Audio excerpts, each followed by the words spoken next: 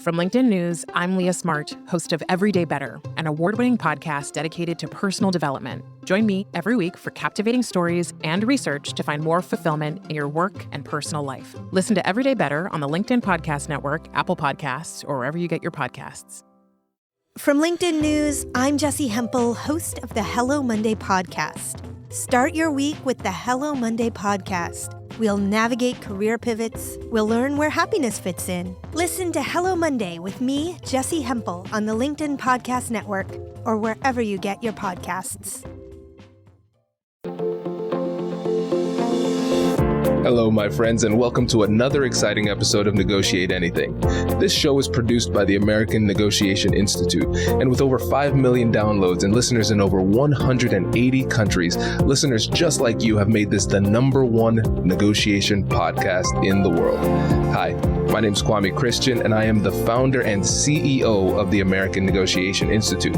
Here at ANI, we believe that the best things in life are on the other side of difficult conversations, and we are passionate about providing you with the best content that will help you to make your difficult conversations easier, both at work and at home.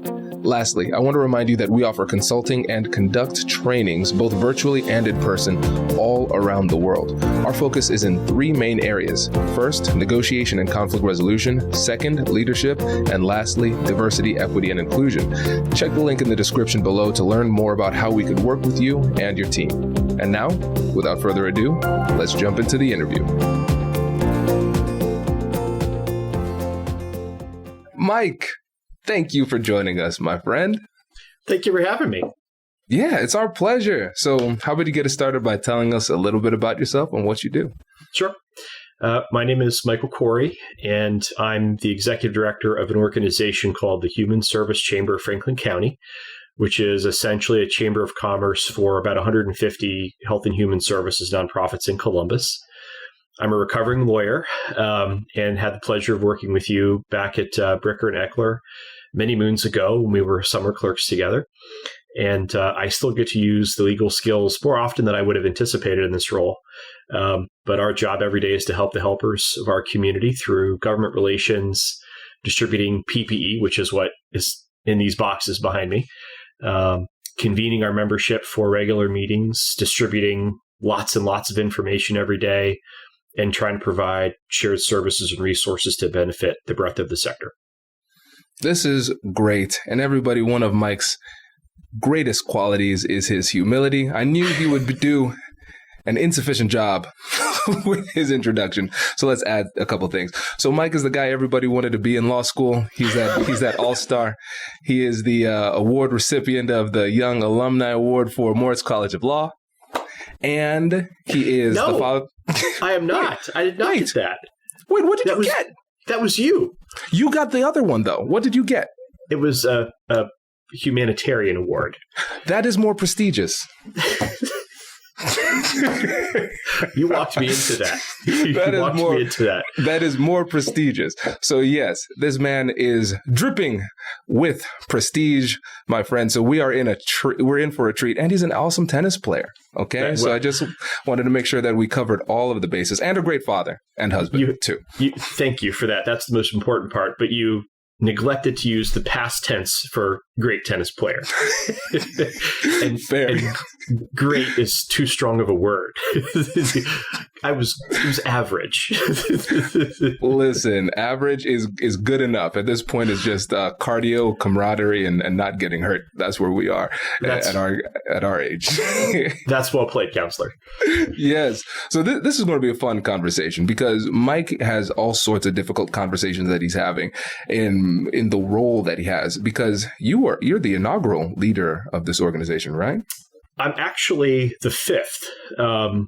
The chamber was founded in 2010, and it was convened by about 70 or so nonprofits at the time to represent one voice on behalf of the health and human services sector, which mostly meant engaging with our city and county officials.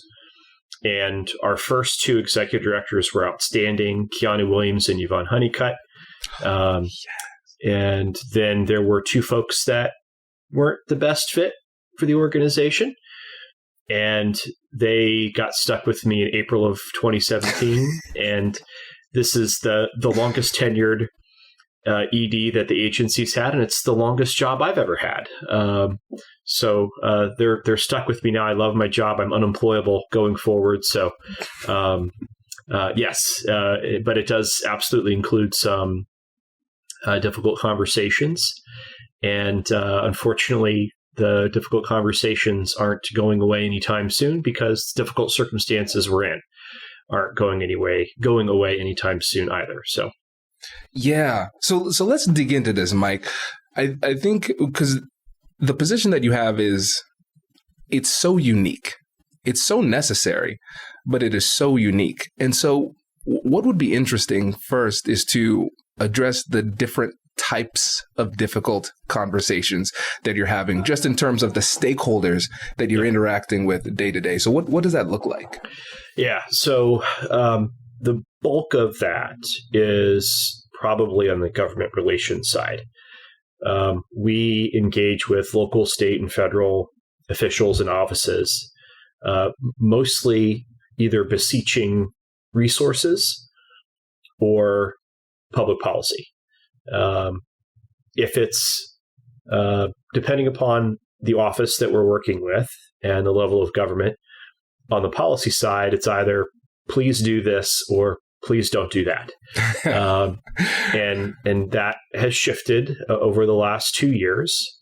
The first 4 years that I was in the job with the prior administration of the White House, the bulk of our difficult conversations were directly with Senator Portman's office, where we would mostly be making the case for his office to go to the White House and stop them from doing what they were planning to do. That has changed, where we're now trying to get this White House to do different things. But we don't have to play as much defense, at least not in the way that we were playing it previously. With the state, the dynamic has largely stayed the same, where we're mostly saying, please reconsider that. But that's more targeted at the General Assembly. We found with the governor's office a strong ally on a number of issues, even though our sector and the governor's office don't align 100%. That's not true of any office, but certainly not with the governor's office. But he has been, and his office has been, eager to have some conversations on difficult topics and trying to find a way through. But often the backbone of those conversations is practical, based upon what the General Assembly might squelch. For example, we were part of a group of organizations urging the governor and urging the General Assembly not to engage in a budget that the state Senate put forth last year that would have kneecapped 5 different subsectors of the health and human services sector in terms of the resources that they were allocated, among other things. And we partnered with many members of the business community in pushing against that version of the state budget. And for the most part, that big we prevailed, and the governor was able to sign a budget into law that was far better than it could have been. And at the local level, with the city and county officials, the conversations are challenging in that there's a finite number of resources available, and there are many priorities and many folks seeking assistance from the city and county, and doing our darndest to have urgent collegial conversations about the importance of allocating resources to help is that element of things right now. So that's where it is on the government side. Then you have difficult conversations with the stakeholders in our community, and we work cross-sector with business, higher ed, health systems. So we have to be engaging across sectors to try and galvanize resources for the sector and find alignment where we can to amplify the work that we're trying to do. To give you a concrete example of that, we have been distributing a sign-on letter that we drafted urging our 2 U.S. senators to pass a background checks bill. And we reached out to partners across sectors because advocacy is more persuasive when there are more people at the table advocating for something. And we had a number of stakeholders sign on to that outside of our sector. Not all, but many of the ones that we were hoping would do so. Furthermore, through COVID, we found all sorts of partners across sectors to help the nonprofits and the people that they're serving. And sometimes those conversations can be difficult too. And those conversations are always ongoing. And quite frankly, they're probably going to pick up again. And I'll tell you what I mean by that. So first, between March 2020 and March 2021, there was no repository of protective equipment for nonprofits, the people that they serve. So it largely fell to the city and county and donors from the business, higher ed, healthcare, and other communities to donate masks, gloves, soap, sanitizer, and so forth. And they did that, all of them, with tremendous generosity. And then last spring, the city and county opened up their emergency management warehouse of PPE for our folks. And they had a seemingly endless supply of masks and gloves and gowns in particular, and then eventually rapid tests, which made an extraordinary difference for the agency's bottom line and the health of their staff and their client base as well. For various reasons, that warehouse is closing, and so that resource will no longer be available. And we're going to be having some difficult conversations about how we can ensure our sector and our community have access to what they need should another disruptive wave of COVID emerge later this year, as unfortunately we're all expecting. So that gives you a sort of broad range of the kinds of conversations we're having. But to be very honest, even the difficult conversations haven't been terrible. They've been very collegial. We've been fortunate that even with folks that may not be on the same page as us, we have developed a good rapport. And with folks where a good rapport is impossible, well, we tend to just circumvent those individuals or offices or entities where it's not going to be a productive conversation for either party. Does your company invest in professional development training? If you believe that your team would benefit from a negotiation workshop, all you need to do is go to our website, fill out the workshop request form, and then we'll set up a time to chat. These workshops are completely customizable, and we've done them all around the country. Negotiation and conflict resolution skills are beneficial across all professions, but they're especially useful in procurement, purchasing, sales, sourcing, and contract management. Our calendar is filling up quickly, and we even have some workshops scheduled for next year. If you think you might want one, I'd suggest reaching out soon so you don't miss out. Check out the link in the description to learn more. And now, back to the show.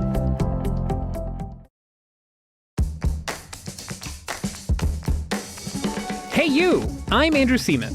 Do you want a new job? Or do you want to move forward in your career?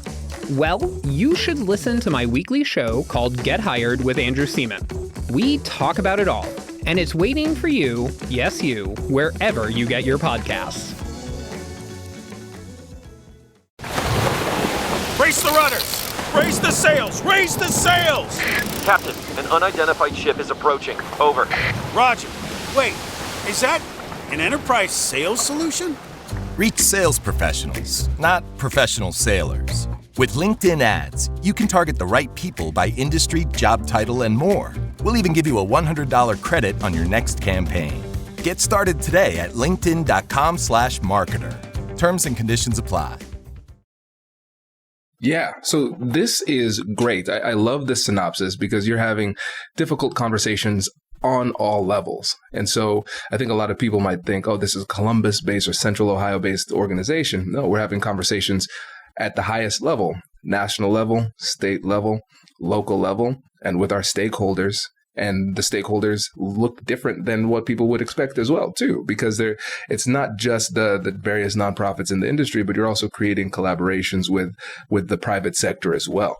And what we're realizing is that for you as a leader, essentially having difficult conversations or negotiations, however you want to conceptualize it, it's an integral part of what you do. And it's almost it's almost like what part of your job duty does not involve difficult conversations. It's essentially everything, which is fascinating. Yes. I think a lot about the legal training I got in private practice, where I was for 3 years. and both as a speaker and as a writer.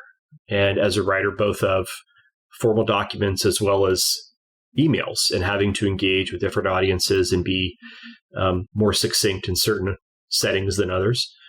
But the most important thing I do is write emails. I have a unique job for our sector because I need to communicate as efficiently and effectively as I can with the words that are before me and the numbers that our agencies deliver to me to then advocate with and for them.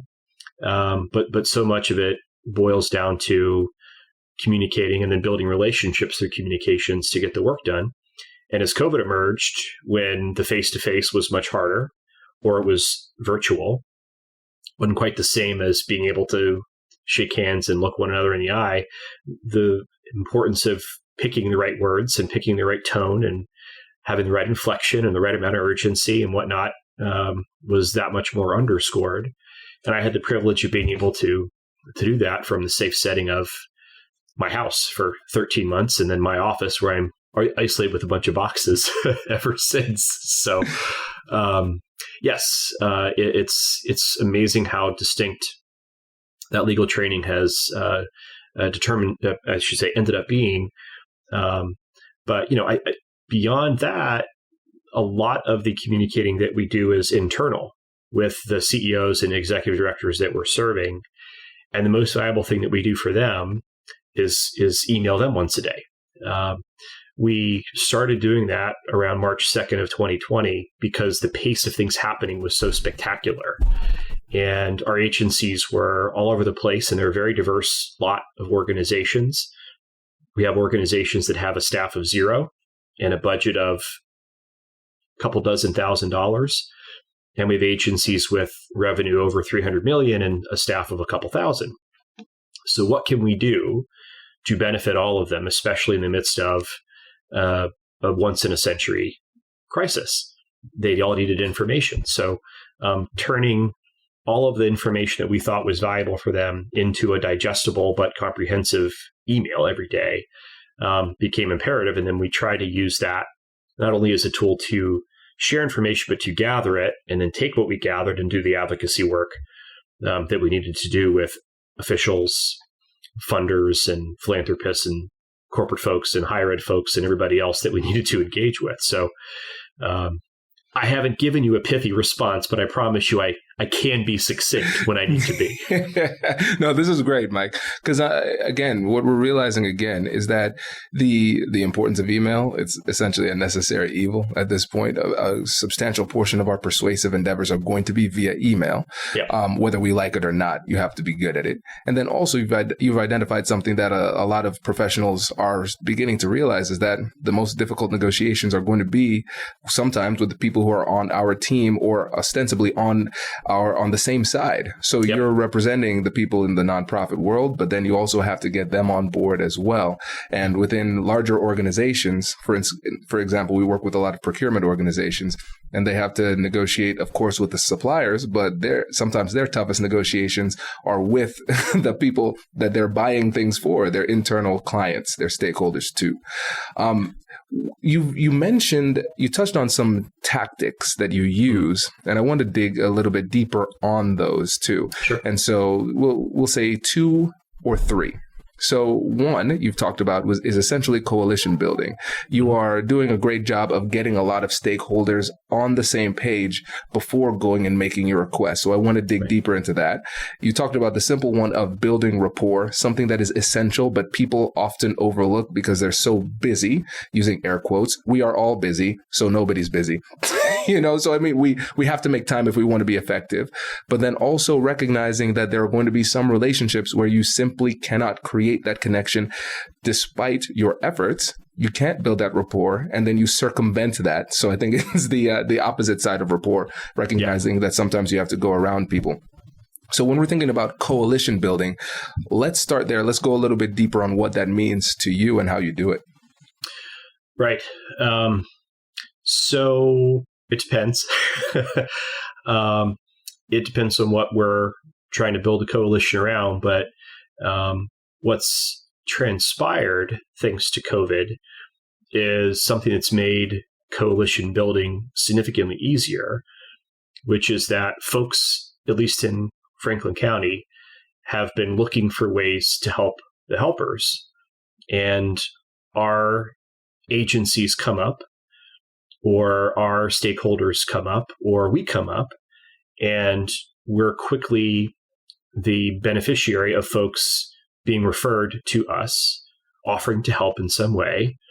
And we say, okay, let's find out how we can help you. And then we use that initial entree to find other ways to keep roping them into things as they might be valuable. Let me use Ohio State as an example. Prior to COVID, we hadn't partnered with Ohio State on anything. We just had some conversations with some individuals in administration over there about ways we might be able to work together.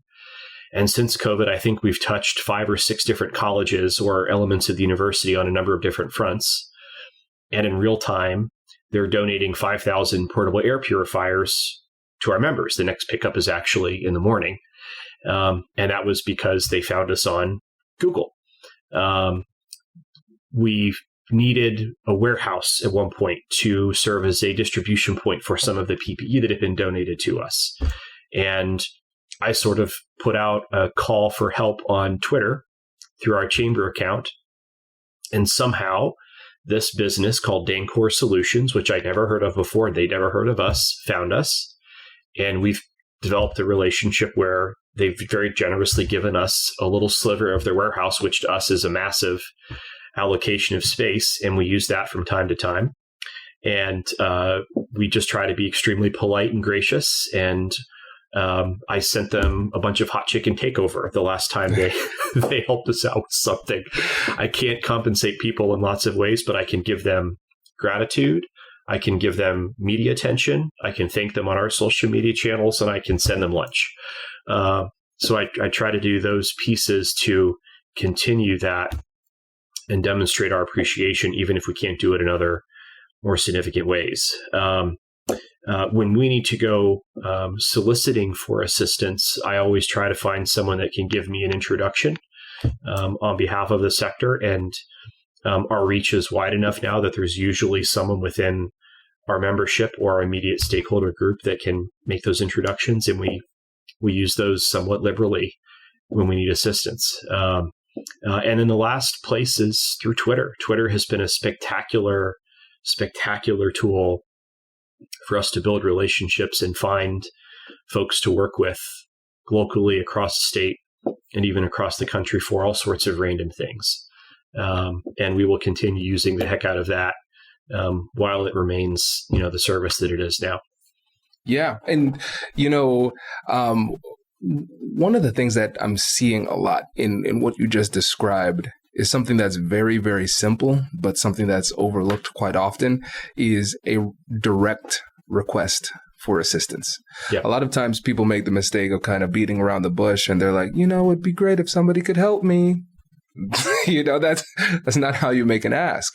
That's where the negotiation begins. And that's where most negotiations fail, because most people are not willing to make that request. And I think there's a lot of ego that's wrapped up in it, because sometimes people are afraid to ask for help because it's some kind of show of weakness. But the only way you can become strong is if you're, willing to be vulnerable enough to let people know what you need so you can get the job done. Well, if there's something I know well, and we nonprofits know well, it's being vulnerable. And with COVID, it's made what folks need and what we need very clear, and no one has time to beat around the bush. So I've gotten very good at being very candid, in part out of respect for those from whom we're asking something, to make it as easy as possible to digest the ask and then respond to the ask. But I also try to make it easy for folks to say no, and try to be grateful regardless. To give you a concrete example of that, last August, we knew that the Delta variant was having a greater effect on children than previous variants had. And we knew that there wasn't a ready supply of children's masks. So we went to the county and we went to Children's Hospital and we said, here's the problem. we found a supplier in Florida that can manufacture these children's masks and have them available for us in 5 days upon receipt of payment. Would you be willing to partner with us by being the funder for, I think we got like 75,000 children's masks or something like that. And I just kept it real simple. This is how we need your help. This is how it will be beneficial. You know, I can't offer you anything other than our gratitude and knowing that these will get out onto the faces of a lot of kids in our community that may not have the resources to purchase the masks on their own or have their family purchase the masks on their own.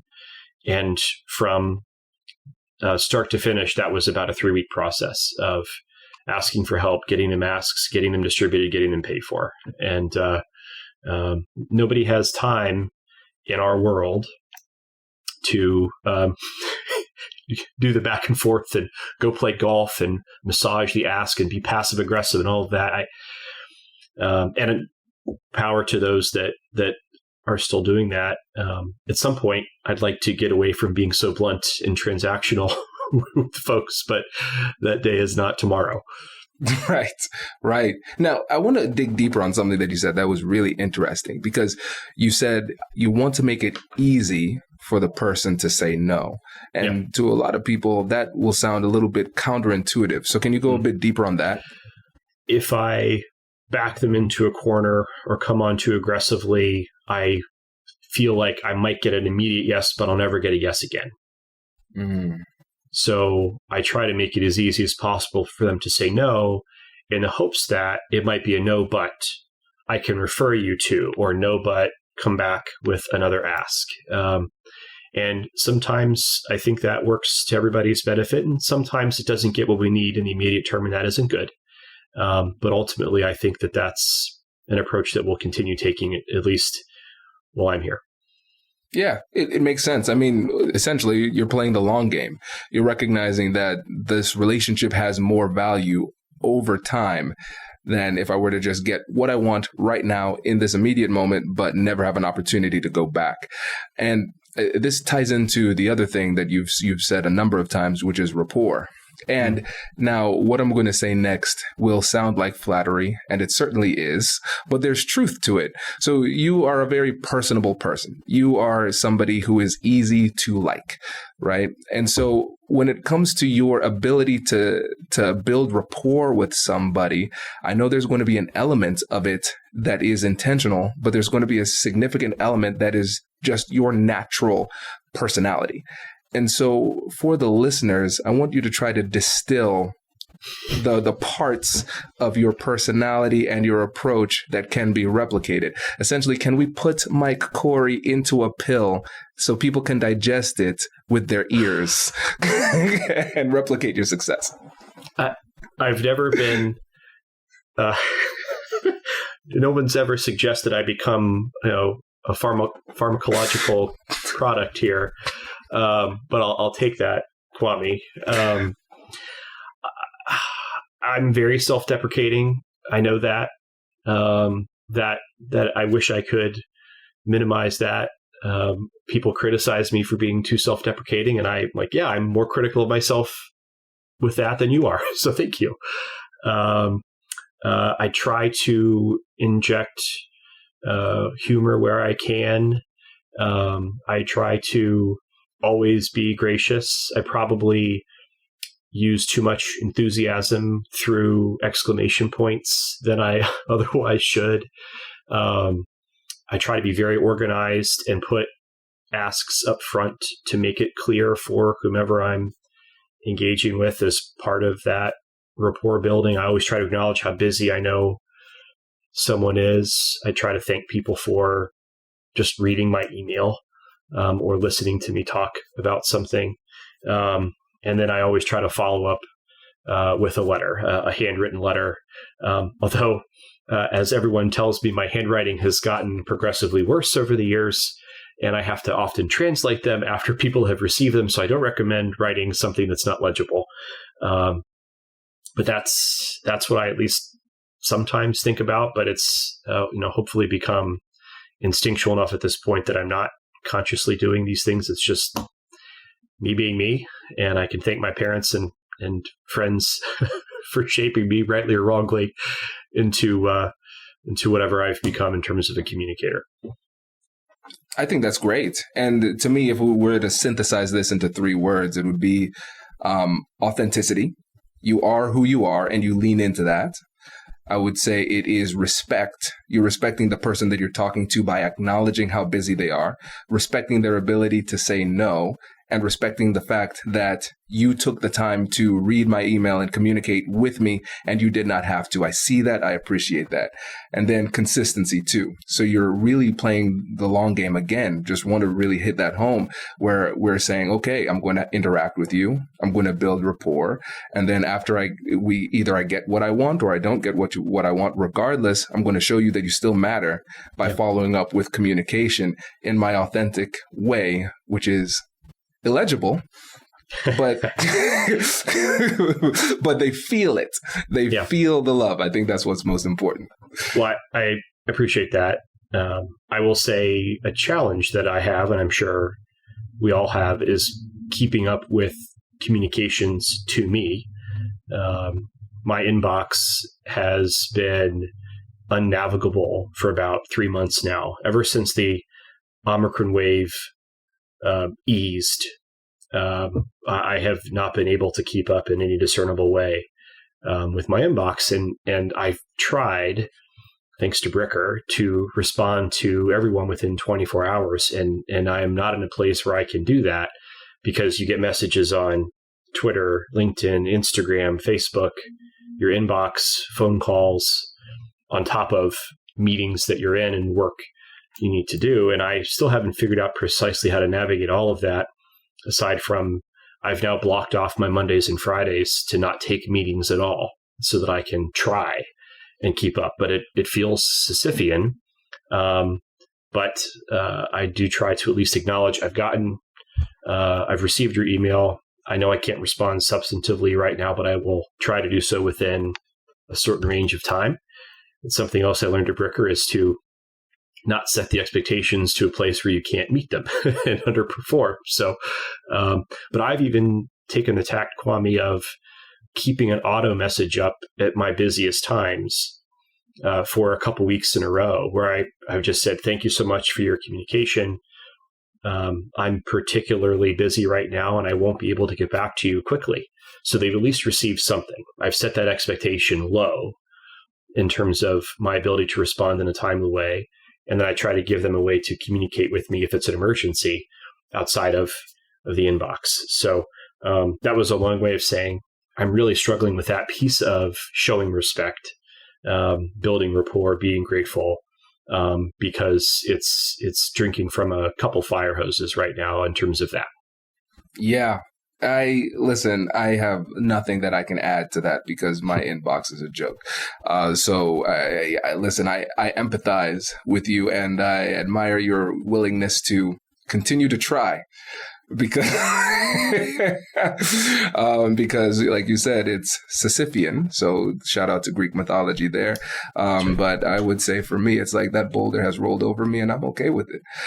So kudos to you for still fighting the good fight. And I want to circle back to that one last point when you talked about those times where you can't build rapport, those times when you realize I am having a conversation with somebody who is not an ally, they're not an advocate. It's a reality that I don't think we address enough, that just sometimes our goals are antithetical to the person who is across the table. And now we have to realize that we have to use our BATNA, best alternative to a negotiated agreement. I cannot get what I need at the negotiation table, so I have a plan B and it doesn't involve you. So what is it that you do in those situations? How do you circumvent that person without creating an enemy that makes it harder to use that plan B? Yeah. So I've been fortunate in that doesn't happen too often. It most frequently happens when the party or entity that we're trying to engage with is just overrun with work and probably has an inbox far worse than mine and can't be responsive. So it's not a matter of wanting to, it's a lack of capacity to do so. And I just find another contact. And I will even note in that initial communication to circumvent someone or some office. I have attempted. I believe they're extremely busy. So I'm coming to you because this is time sensitive or something to that effect.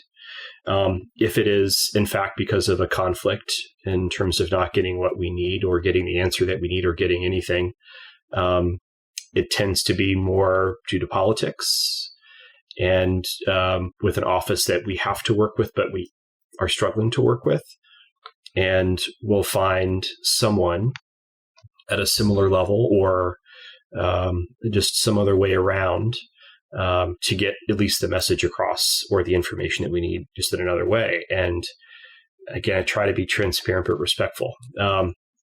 Give you a concrete example. So we work with all the elected officials' offices that have a place in Franklin County. We don't engage with the elected official in the General Assembly that's in Gnadenhutton or Wapakoneta or Zanesville. Although with gerrymandering, we do have some folks that serve both Zanesville and Columbus. There are some offices in our footprint where they've made it very clear that they not only don't just agree with the position that our sector has on an issue, they don't want to hear what we have to say on a particular issue. And sometimes we'll continue communicating with them out of respect and to show that we're trying and to make an attempt. Or sometimes we'll just leave them off those communications altogether because it's going to be a moot point for them and for us. So I'm privileged that doesn't happen too often in our line of work. And I'm privileged that we represent and work with one county as opposed to 88, where you have to be a little bit more persnickety when those issues do arise. But we're fortunate to be in a position where that's not the case. And so I'm going to take that privilege and keep running with it. Yeah, this is great because I think what we can take from this is that even if our interests are not aligned, there are usually other avenues that you can at least explore to get your needs met elsewhere. And whenever you enter into a negotiation, you have to understand what your BATNA is, your best alternative to a negotiated agreement, because it'll affect the way that you have the negotiation. And you can't be afraid to use it. And I love the element that you've added there is that you use it with respect. Right. I think people take the BATNA as it is a literal bat and they hit somebody with it. Doesn't need to be like that. You could just say, hey, Mike, I see that our interests are not aligned. I appreciate you taking the time to talk to me. And honestly, I would rather somebody be clear about the fact that they don't want to work with me or we don't have the same interests so I don't waste my time. I don't waste your time. We can agree to disagree and move on. Right. Yes, I'm not always feeling respectful after the fact, but in terms of our professional communications, they always need to be, and they always will be. And through our work, we have to be nonpartisan, and we are. But we have a good rapport with all of the elected officials' offices, with the exception of one in Franklin County, and that office has made it clear they're not interested in engaging with us, and that's okay. We don't need to work with them, and they don't need to work with us, and we can do our work just as well without them, even if we think that that's to the detriment of that particular office's constituency. Outside of that, we've been very lucky. With all of our other sector engagements, it doesn't matter what it is, it's not been a problem. And I know that we're very fortunate. It's one of the reasons I love my job. I don't love conflict. That's why I didn't go into litigation. That's why I went into the nonprofit space. But conflict is unfortunately a necessary part of things. And when we need to be in conflict, okay, we can do it. But there's almost always a way around it for us where we can be conflicted in an approachable way. Yeah. Oh, that's great. And so, Mike, we are well beyond time. I must really like you or something, man. Jeez. Let this go on forever. But it was so good. I really appreciate this. This is so helpful. And for the listeners that are out there who are more interested in your work and they want to learn more, how can they get in touch with you and how can they support the Chamber? Well, first, thank you. This was wonderful, and it's great to be with you. And thank you for having me. If folks, I haven't driven folks away, you can check us out at humanservicechamber.org. You can follow us on Twitter at OneVoiceHSC, and you can sign up for our e-newsletter also on our website. If you scroll down to the bottom, plug in your email address, and I promise I won't email you as frequently as I email everybody else. So, Mike, this is great. Thanks for joining us, my friend. Really appreciate it. Thanks for having me. Congratulations! You've just joined an elite club. By listening to a full episode, you're now officially on the Negotiate Anything team. So welcome aboard. What most team members do is they subscribe to the podcast because that allows them to automatically get the latest episodes of the show. The best things in life lie on the other side of difficult conversations. Keep learning, keep practicing, and keep getting better. Your relationships will improve, your career will soar, and you'll have the confidence you need to get the most out of these crucial conversations. Again, thank you for joining the team. We're excited to have you, and I will see you in the next episode. I'll catch you later.